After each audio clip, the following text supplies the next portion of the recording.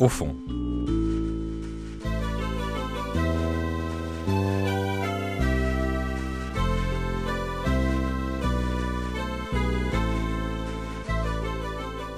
La solidarité, au fond, n'a jamais été un vain mot.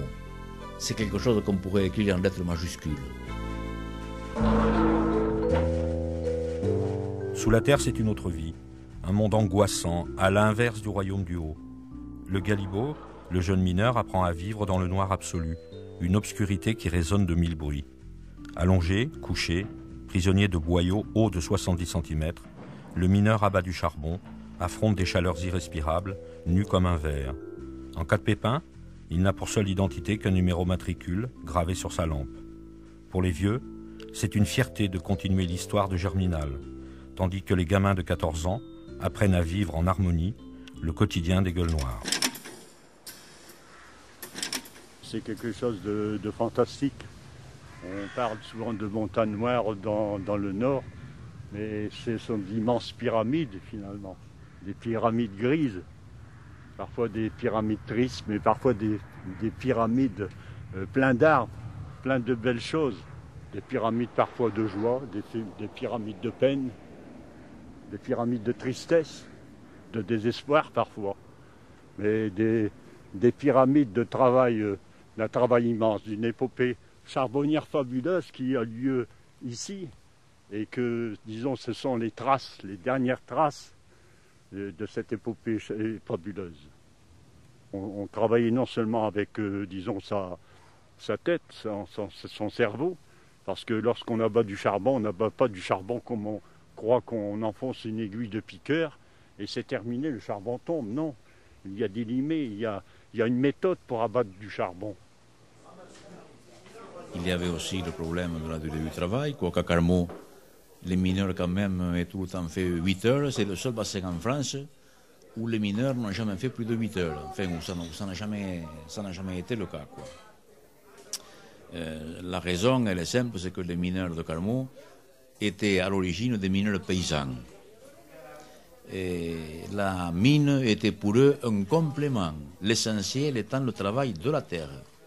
Et dès qu'il y avait l'époque des moissons arrivait, l'époque de la fenaison, l'époque des grands travaux dans les champs, les mineurs n'allaient plus à la mine.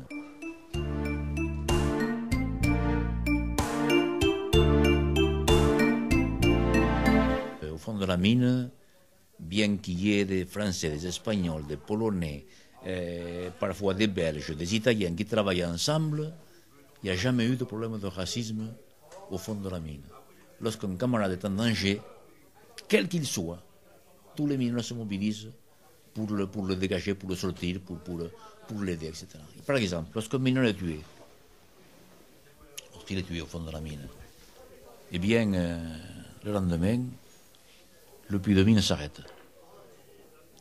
Sans qu'un mot d'ordre ait été donné, sans quoi que ce soit, tous les mineurs posent l'outil et ils assistent aux obsèques de mineurs.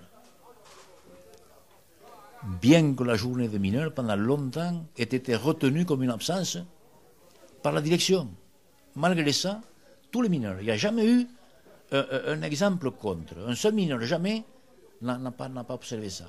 Ça, c'est un exemple de solidarité. C'est quelque chose d'extraordinaire, la camaraderie chez les mineurs. Il faut voir, il faut y avoir vécu pour voir quelle est l'importance de ce sentiment. C'est quelque chose d'impressionnant.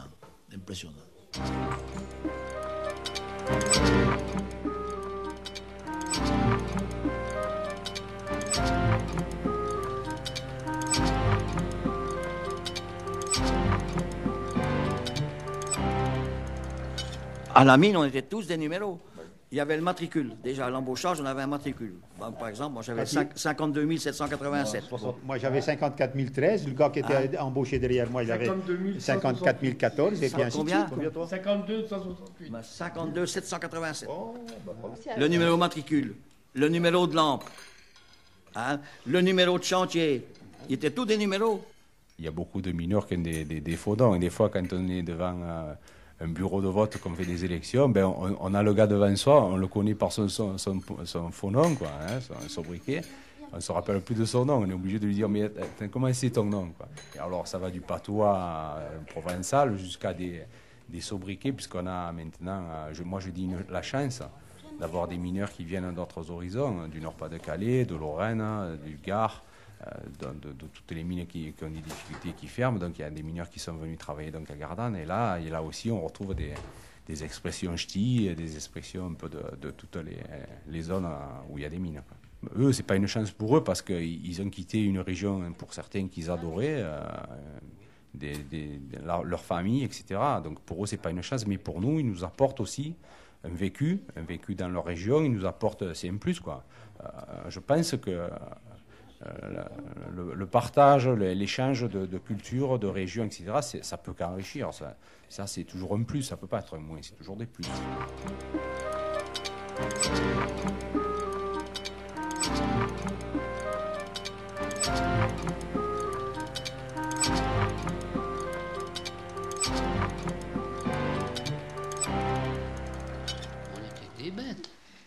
On était que des bêtes, et puis fallait voir la façon dont on était soigné. Je vais vous raconter une petite histoire. Il y avait un copain là qui était silicosé. Nous on le connu. Il tombe malade. Il va voir le médecin du travail de l'époque, que les mineurs n'appelaient pas docteur, mais qu'ils appelaient le vétérinaire. Ça vous donne une idée de l'état d'esprit. Et il le regarde, il dit « Oh, mon cher ami, mais vous avez des poumons qui sont roses comme un enfant qui vient de naître. » Il a repassé devant une commission et du premier coup, ils lui ont donné 40% de silicose. Vous vous rendez compte? Il avait les poumons roses et 2 mois après, il avait 40% de silicose. Vous voyez un petit peu ce que c'était ces hommes-là, comment ils nous traitaient. Ceux qui sont condamnés à 5 ans de prison, tu les mettrais à la mine là-bas. Ils préféraient rester en prison. Tu te entends rester 8 heures couché à une hauteur de 80-60 cm pendant 8 heures. Voilà. Tu dis, même un type qui était... Mais il fallait être né pour entrer là. Il faut être né pour entrer là. Un monde particulier. Je n'exagère pas quand je dis ça. La mine, c'est particulier. Il se passe des choses qui ne peuvent pas se passer au jour. Ben, on mordait le derrière de la personne pour qu'il aille plus vite. C'était terrible. C'est ça la peur. Cette chose qui vous noue l'estomac, là, qui vous tient, qui vous laisse la bouche ouverte et puis les yeux hagards. C'est la mort qui arrive là. Vous sentez que si vous ne précipitez pas, vous allez mourir. Hein. C'est les ultimes instants, disons, de la vie de l'être humain, quoi, qui arrivent. Alors là, vous faites n'importe quoi. Hein. On criait même. Hein. Il y avait des cris de désespoir, plus vite qu'on criait. Hein. C'est un souvenir qui ne mourra jamais. Voilà. Le décrire en peinture, bon, c'est difficile de donner des couleurs, parce que même quand on était dans le noir et dans le trou, il y a eu ce rayon de soleil qui nous a permis de vivre à nous. Voilà.